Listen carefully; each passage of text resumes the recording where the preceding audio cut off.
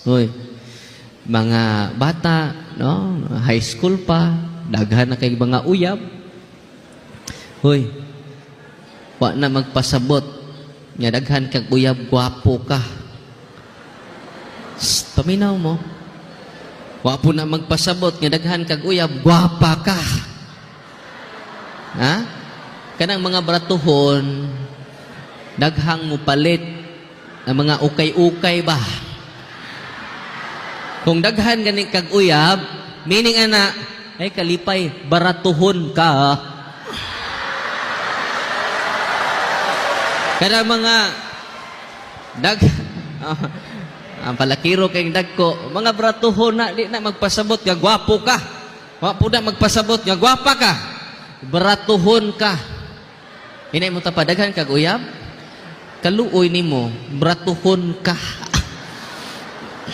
Pero katong mga branded, gamay ra kay na malit. Nga naman, mahalon. Wala mga estudyante, mga high school, pa maning uban, mga college, ayaw mo kaguol, wa mo'y uyab. Hoy. Oh. Iasa ra man na. Bahala nagdaghan mo crush. Paabtag 1,000 inyong crush. Bahala na. Sige, appeal pa ko rin niyo. No? Okay ra.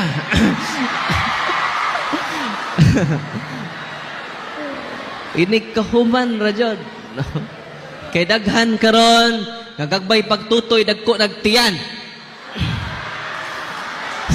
Tinoo dili.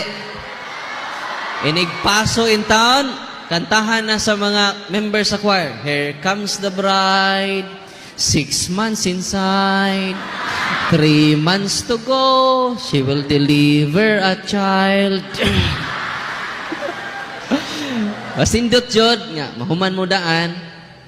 Nya, plano jud. Ayun ra mo pagdali. Kay daghang nagdali-dali karon, rambol na yung dali-dali. Ilad.